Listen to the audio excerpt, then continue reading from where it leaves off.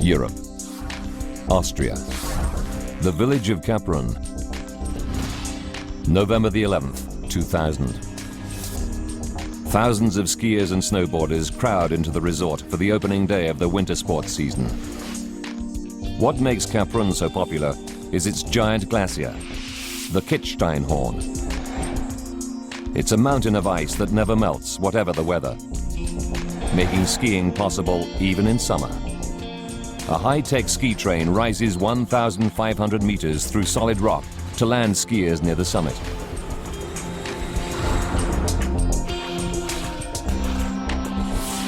Next to the upper station, a restaurant and shopping mall.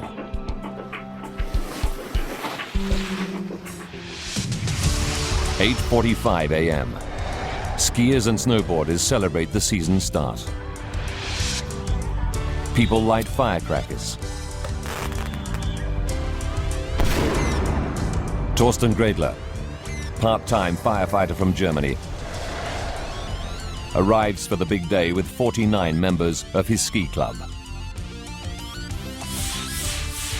That particular trip was the first outing of the year 2000. Thomas Kraus has just joined the club. He's looking forward to his first glimpse of the glacier. To reach the slopes, skiers have a choice: a standard cable car or a high-tech train called a funicular. Most of the group headed for the funicular. I thought to myself, that's bound to be fast. He joins 29 other club members lining up for the high-speed summit train. The 3.8-kilometer ride should take just 9 minutes, 4 minutes faster than the cable car. 8:57 a.m. 161 passengers crowd on board, among them some of the world's top skiers. Sandra Schmidt holds an Olympic gold for Germany. And Sebastian Geiger, who's just 14, is junior champion. Today there's an entire American family on board too.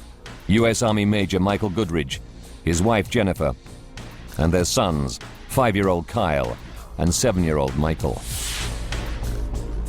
A longtime member of Torsten's club, Manfred Hiltel, thinks nothing of taking the train. I've been skiing for decades and regularly travel in cable cars, chairs, lifts or funiculars. I didn't give it a second thought. 9:02 a.m. Control room staff keep tabs as the train pulls out of the valley station. First, it crosses a spectacular 600-meter ravine before entering a steep tunnel that climbs through the mountain. For the passengers on board, the upper valley with its ideal skiing conditions should now be just 9 minutes away. But today will be different. The train first opened its doors in 1974. It was an engineering triumph, the first of its kind. An underground train inside a mountain, climbing at speeds of 25 kilometers per hour up a steep 30-degree incline. In 1993, it was modernized, giving it a sleek, futuristic look and making it the pride of Austria's ski resorts. The system is ingenious but simple. There are 2 trains, each one balancing the other. As one climbs, its twin across the tunnel descends. At the top station, a powerful electric motor and pulley system pulls the trains up and down the track. Neither train has an engine or fuel. There are no drivers, just an attendant at the front of the train who operates the doors. Each train has 2 coaches with 8 separate passenger compartments. There's a cab at the front and the rear of the train for the attendant, who switches back and forth as the train travels up and down. It can carry up to 180 passengers. Every day, more than 1,000 people use the train, and it enjoys a perfect safety record. Until now. 9:02 and 3 seconds. The 161 passengers are spread through the train. Thomas Kraus is in the last compartment. Just 20 meters out of the station, he spots something. The first unusual thing I noticed was the smoke. It was like a cigarette that you put down for a moment. Thomas is at the back of the train near the empty attendant cab, which is only used for the downhill trip. Smoke from the cab starts to seep into the rest of the car. Passengers grow concerned, then agitated. There are no smoke alarms to alert either the train attendant or the control room. One passenger tries to make a call for help on a cell phone. Others bang on the rear wall of the coach. But no one hears them.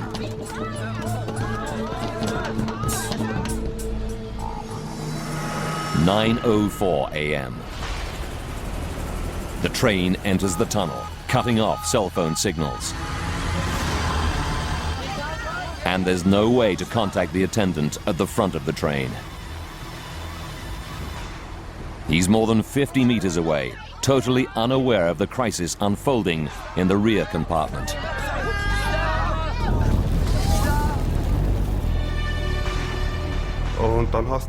You could already see fire flickering, licking upwards.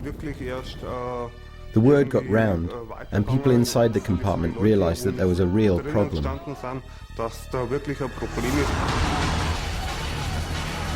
9:05.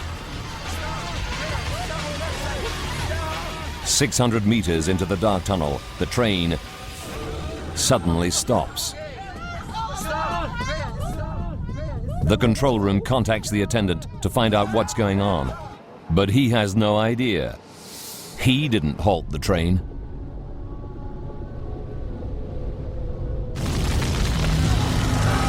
"9:05 and 30 seconds. The rear coach is now filling with toxic smoke. But there's no emergency door release. The 161 passengers are trapped.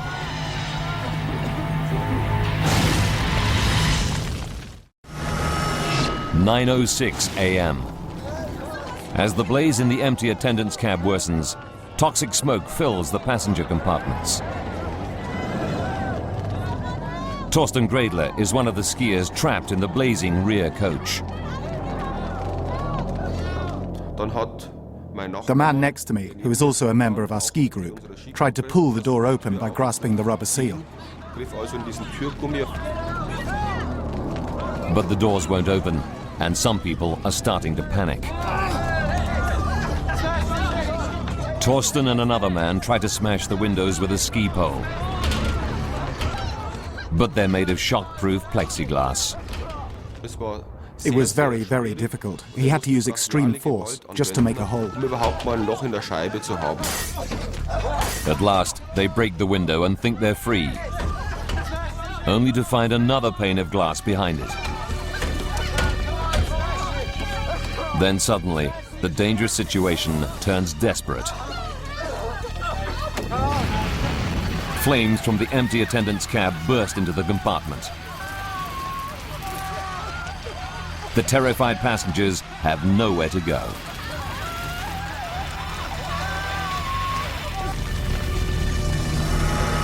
"9:08. Up until now, the attendant at the front of the train hasn't seen the blaze. Now he realizes what's going on. He alerts the control room. They tell him, open the doors and get the people out. At that exact moment, the intercom dies, and all contact with the burning train is lost. Operators in the control room have no idea what's going on deep within the mountain tunnel. Meanwhile, Torsten Gredler's efforts to smash the windows pay off. And he and the other passengers dive out of the train. I was the last one to leave the compartment. And by that time, flames were all around my head. But in other compartments, passengers are still trapped. Some people just stood there, not moving at all. They appeared to have been overcome by the smoke and paralyzed by it.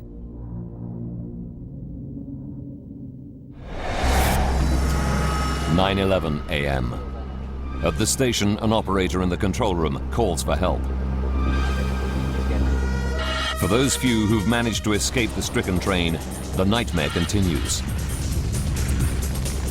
They must find a way out in the smoke-filled darkness.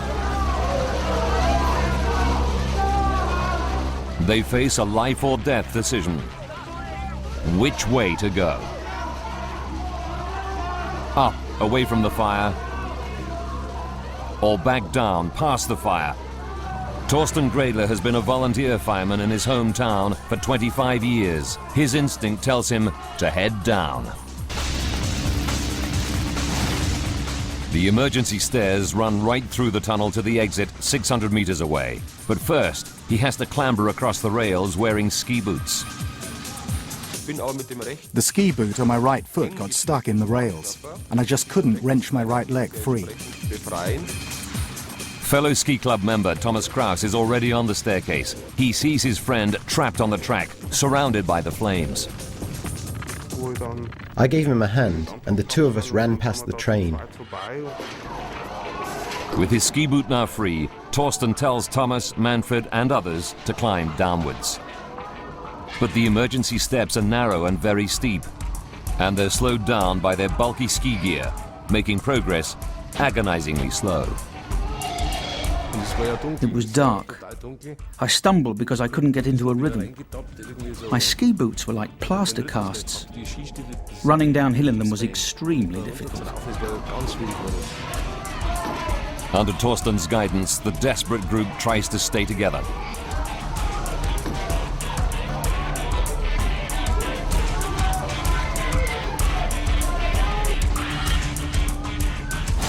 Above them looms the burning train. Its cables could snap at any moment, sending the 40-ton train roaring down the tunnel towards them.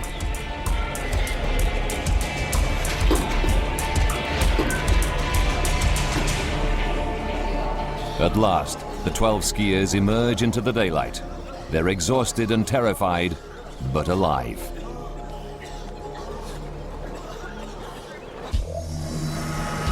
(9:23). 149 passengers and the train attendant are still stranded inside the blazing tunnel. Rescue workers pour in. 500 firefighters, 22 helicopters, 100 rescue vehicles rush to the scene. But the lower end of the tunnel the train is nearest to is way up the mountainside. The only way for firefighters to reach it is on foot up the railway.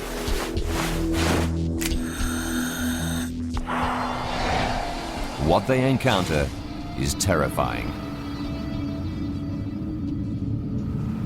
The train is ablaze from end to end. In such extremes of heat, the cable it hangs from could snap at any moment, sending the train hurtling down on top of them and crashing into the valley station below.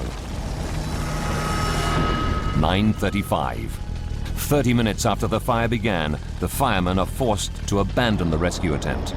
There's been a total electricity failure.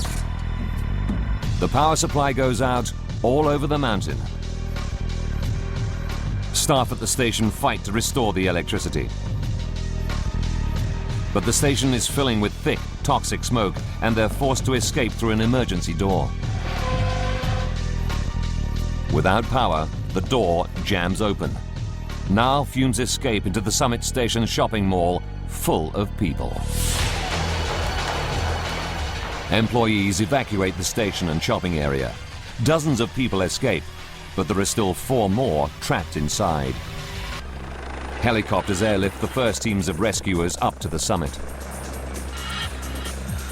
Firefighters gear up to enter the smoke-filled building. 10:16. Friedrich's team enters the shopping area in search of survivors. You couldn't see anything at all. That's how it was. It was like walking into a void. Thank God we chose the right-hand entrance and quickly found the first person. The firefighters stumble upon a workman lying unconscious just inside the main entrance. He's barely breathing. They rush him outside just in time. They plunge into the smoke-filled building again. Despite zero visibility, they find the last 3 people. Tragically, they're already dead. The thick smoke and high temperatures make it too dangerous for the firefighters to continue into the station and tunnel. The search for the missing 149 passengers is suspended.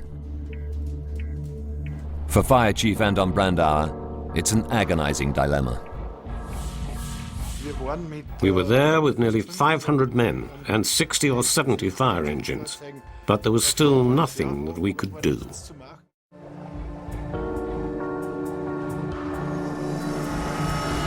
12 midday. 3 terrible hours since the inferno started. It's still dangerous, but Fire Chief Brandauer decides to let 2 small teams of specially equipped rescuers enter the tunnel in search of survivors. The men have no idea what to expect in the smoke-filled darkness. One team reaches the sister train, which was heading down the valley at the time of the blaze.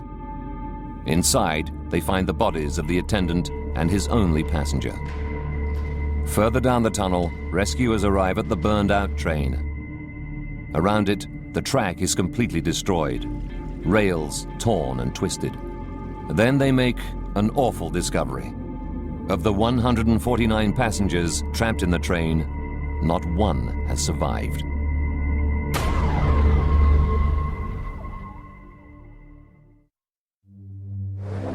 What was to have been a great day's skiing has turned into a day of unimaginable tragedy. In total, 155 people are dead. Only 12 incredibly lucky survivors escaped the fire. It's the worst peacetime tragedy Austria has ever suffered, and devastating news for dozens of bereaved families around the world. That's the worst part of it, telling the relatives there are no survivors. For me, that was the worst moment. Most of the bodies are burnt beyond recognition.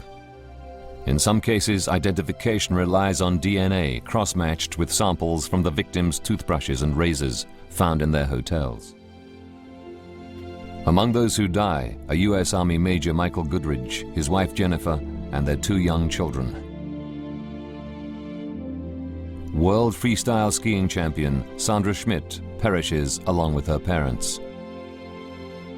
German junior ski champion Sebastian Geiger, aged 14, dies with 3 other members of his group and their 2 ski coaches.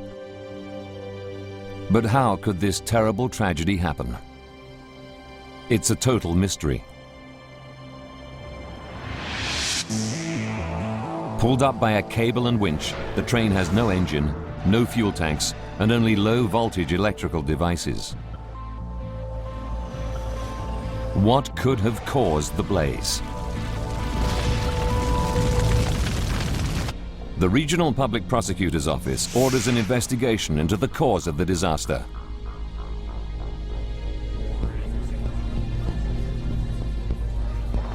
They appoint Helmut Prader to head the inquiry and recruit a team of 12 to solve the mystery. Using their findings, we can piece together the deadly chain of events.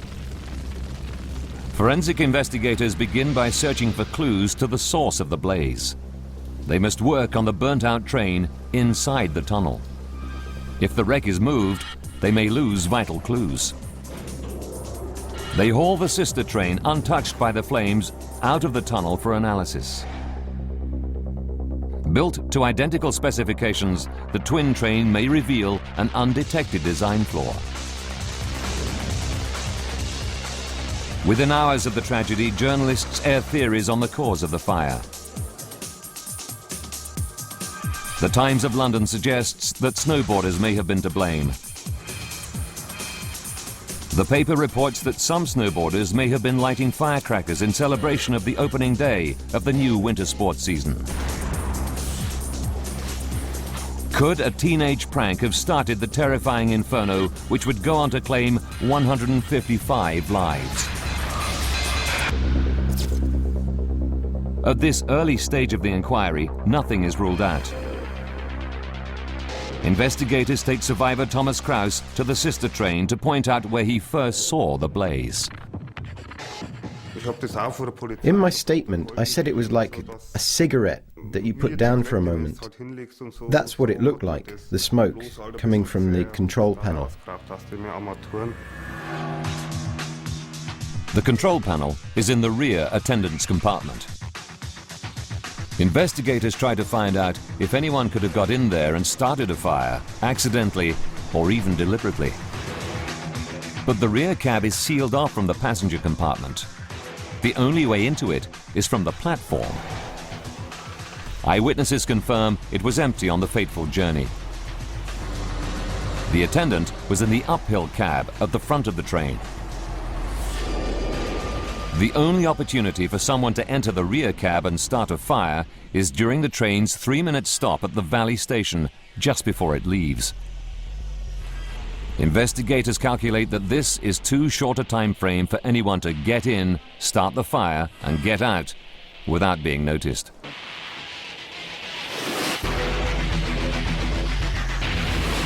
They dismiss theories that a snowboarder or anyone else started the blaze. Still, they concentrate on the rear guard's cab. Something in there did cause the deadly blaze. But what?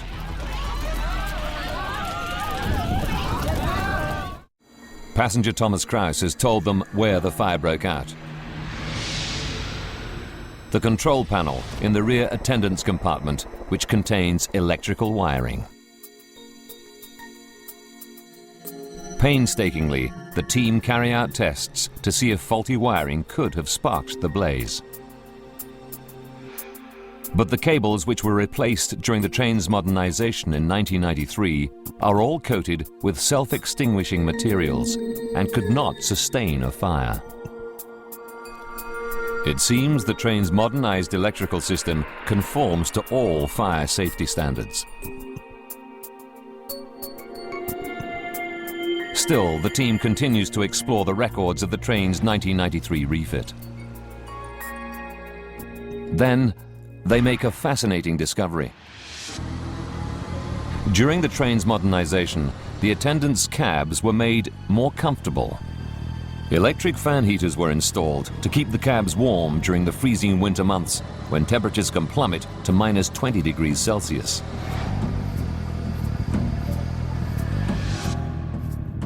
And they're located beneath the control panels, where smoke was first spotted.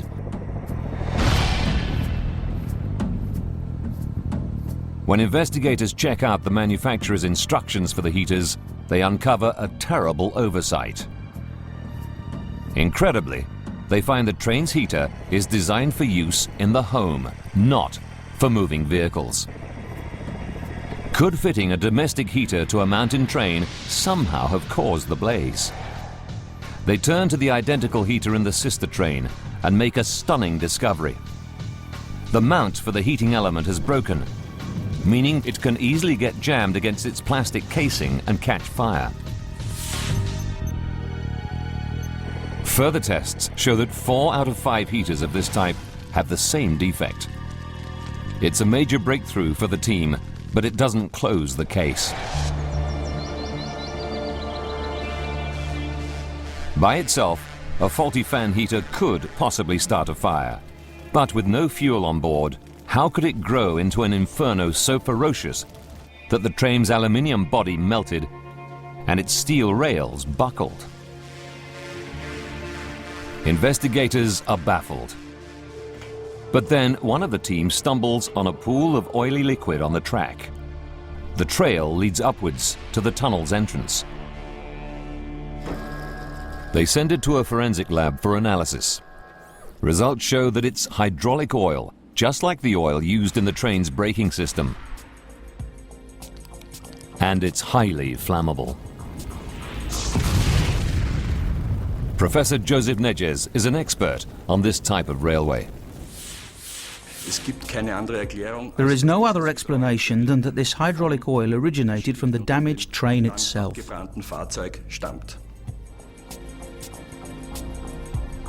Just like the new heaters in the attendants' cabs, the hydraulic system was a new feature installed during the 1993 refit. 120 litres of the flammable hydraulic oil run in pipes along the 61-metre train. But how did the oil escape onto the track? Hydraulic pipes are often not completely leak-proof, so a small amount of hydraulic oil may have seeped out. But how did the highly flammable oil come into contact with the faulty fan heater? After all, they should be in two completely different places on the train. Investigators comb the sister train for clues and make another crucial discovery. The control panel in the guard's compartment houses an hydraulic pressure gauge, and oil pipes leading to the gauge pass within just a few centimeters of the faulty heater. If these pipes were leaking, some of the flammable oil could have dripped onto the heater. Could this be the vital breakthrough investigators are looking for? Now they can piece together the chain of events leading up to the tragedy.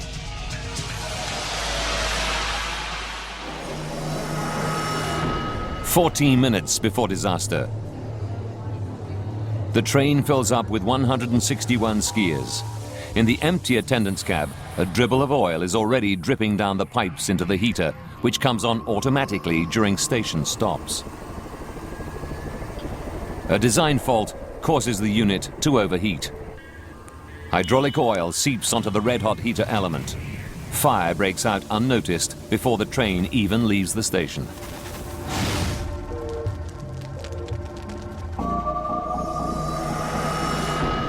"9 minutes to go. As the train pulls out of the station, the heater switches off automatically. But it's too late. Inside, fire takes hold. Thomas Kraus is close by the control panel. The first unusual thing I noticed was the smoke. Wisps of smoke coming from some sort of control panel.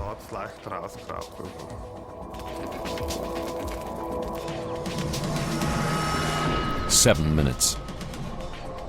As the train approaches the tunnel, flames from the heater melt the leaking pipes. Now oil gushes out of the pipes, soaking the plastic floor and dripping onto the track below. As the train enters the tunnel, highly flammable hydraulic oil is feeding a roaring blaze. 6 minutes left. 600 meters into the tunnel, the train unexpectedly comes to a stop. The conductor who's at the front of the train doesn't know there's a problem. But why did the train stop? It's a mystery the investigators now want to solve. They check the design for the train's hydraulic brake system and discover that it has a built-in fail-safe mechanism. If pressure drops, as in the case of a leak, the brakes automatically slam on, bringing the train to an emergency stop. Under normal conditions, it's a necessary safety feature. But now it only serves to trap the train in the tunnel, stranded 600 meters from help. Investigators know that a leak from the hydraulic system causing a 20% loss in pressure would trigger the automatic stop. That leaves more than enough highly flammable fluid on board to create the deadly inferno. Burning parts of the heater casing now drop onto the plastic floor, igniting pools of oil. 4 minutes to go. Toxic, choking smoke enters the crowded lower passenger car, followed by flames as the pressurized hydraulic oil gushes out, feeding the blaze. Now some passengers make their escape bid. The man next to me had to use extreme force just to make a hole in the window. 3 minutes to go. At last, the guard notices the flames coming from the back of the train. He alerts the control room, and the operator tells him to open the doors and let the people out. Then the intercom goes dead. In fact, there's a massive power cut. All over the mountain, cable cars stop. Ski lifts grind to a halt. Automatic doors at the top station fail. It's no coincidence. Investigators find that the fire is to blame. The blaze burned through a vital 16 kilovolt cable that runs alongside the track and through the tunnel, short-circuiting the entire mountain area. With so many dead, everyone wants to know, did the train attendant ever have a chance to open the passenger doors? Their question is answered by a gruesome clue. The investigation established that ultimately the doors were opened because the bodies of all the passengers were found outside the train. Investigators deduce that the attendant used the train's manual override and onboard battery power and did open the doors.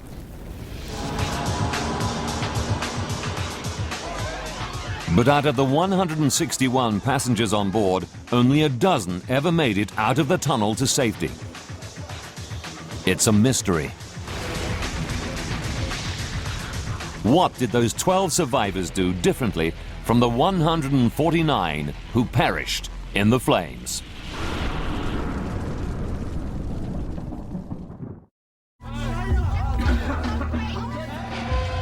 Now the train attendant opens the doors by using the manual override switch, freeing all the remaining passengers from the blazing coaches. But investigators know that all these people, 149 of them, perish. The question everyone wants answered: why do some escape when others die in the tunnel? What's more, many are fit, able-bodied men and women, some of them ski champions. But not one makes it more than 142 meters. Investigators find the body of the German Olympic skier Sandra Schmidt 62 meters from the burnt-out train. Japanese athlete Tomohisa Sase made it the furthest of anyone. They discover his body 142 meters away. But most people have fallen within the first 15 meters of the train. What investigators need to know is, how did 12 survivors cover more than 600 meters to get to safety when most perished no fewer than a few steps from the train?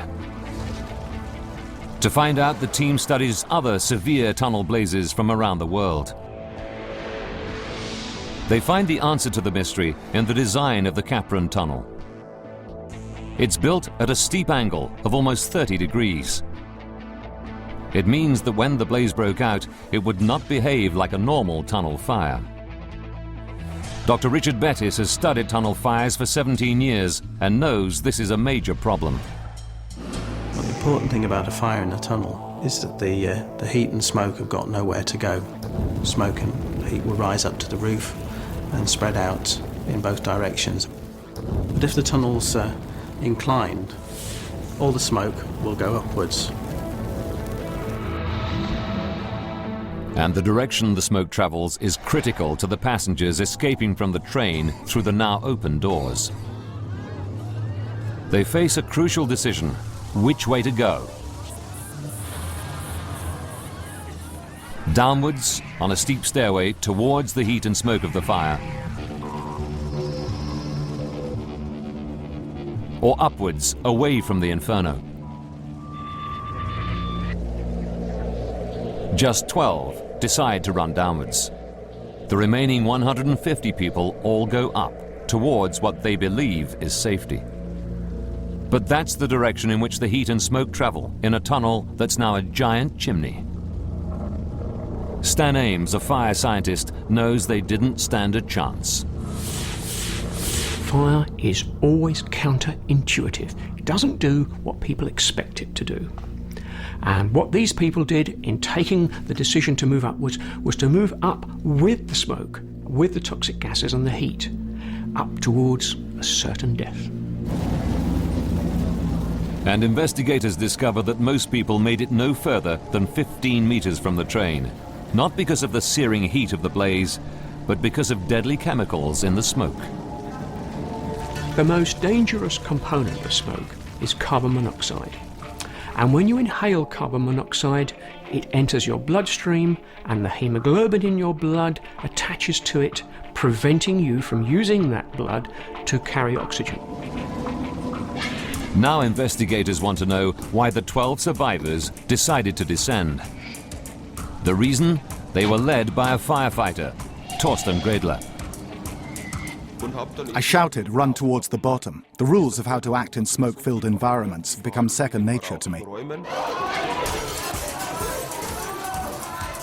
As a volunteer fireman for more than 25 years, Torsten knows that to have a chance of survival, they have to get below the smoke. As he and his fellow passengers scramble out, he shouts to them to go down. But one passenger, Hermann Geyer, doesn't hear Torsten and runs the wrong way, uphill. Suddenly I heard one of my fellow passengers. It was Torsten, shouting, "Run downhill, everybody." And that was my salvation. But as the 12 made their way down the tunnel, the disaster was far from over. The inferno was about to claim more lives, some of them people who weren't even on the train. Most people would think the further you are away from the fire, the safer you would be.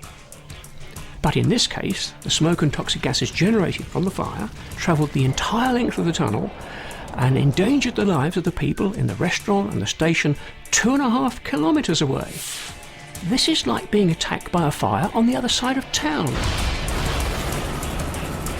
As the fire sucks in air from the bottom of the tunnel, it causes a massive updraft, which propels smoke upwards at 144 kilometers per hour. The deadly cloud also engulfs the sister train, choking the attendant and his only passenger to death. It then pours out of the top of the tunnel, killing 3 more people in the station building. It's a terrible tragedy that the investigation team wants to prevent happening again. They want to know if it could have been avoided. But when they examine the train's safety specifications, what they unearth will shock the whole of Austria.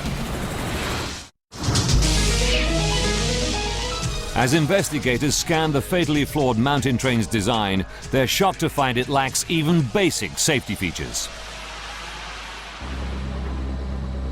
The train has no smoke detectors. Its 2 fire extinguishers are out of passengers' reach in the sealed attendants' cabs. There's no way for passengers to contact the attendant and no emergency brake switch.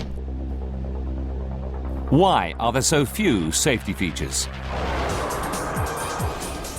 In the 100 years since funiculars were put into operation, no fire has ever occurred inside a coach. This meant that there was a perception that a fire like this could never happen.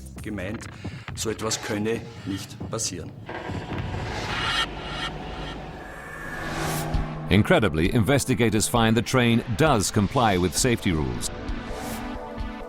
But the rules themselves are hopelessly outdated. They don't take account of new systems fitted when the train was modernized. Hydraulic braking systems and onboard electric power were 2 new innovations that severely increased the risk of fire.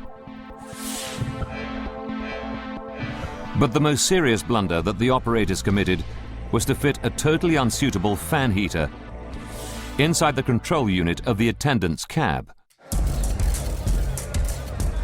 As a result, 16 individuals are charged with negligence and indirectly causing the deaths of 155 people. On June the 19th, 2002, the case goes to trial.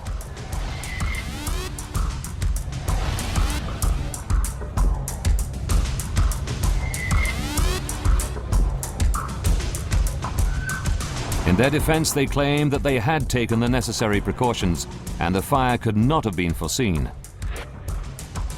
Controversially, in February 2004, they're all acquitted after the court finds that there's insufficient evidence against them. The victims' families are devastated.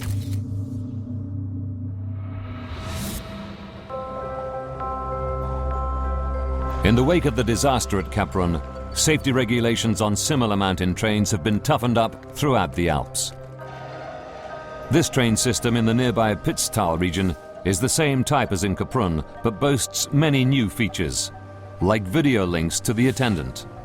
Passengers can get cell phone reception in the tunnel. There's an intercom system, emergency door handles, and hammers to break windows. Now it all seems so obvious. Torsten Gredler was recognized as a hero for helping to smash a train window and leading 11 people to safety. But surviving the disaster when so many died, including 20 members of his ski club, weighs heavily. When I walk down the street, I have to go past 2 or 3 houses where I know they lost a daughter. Here the husband was killed and the daughter too. That's not easy to cope with. Many of the survivors have found the courage to return to the ski slopes. I still go skiing. To begin with, I found it difficult. I'll never travel in one of those funiculars again. While I'm at work, I've got something to occupy my mind, but at night, the memories come back. The mountain train at Kaprun was a disaster waiting to happen.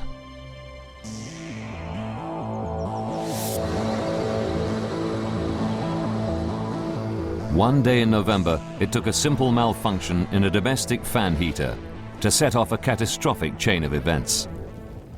The faulty fan overheated and ignited 120 litres of hydraulic oil.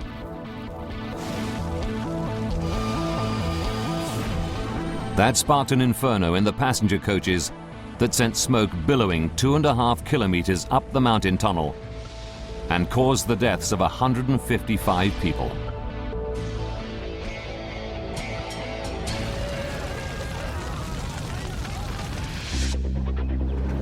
Now a new fast cable car has been built to take skiers up to the slopes. Tourists have returned to take advantage of the exceptional year-round conditions offered by the magnificent Kitzsteinhorn Glacier. Slowly but surely, the town is rebuilding its image. But the mountain train at Kaprun has never reopened.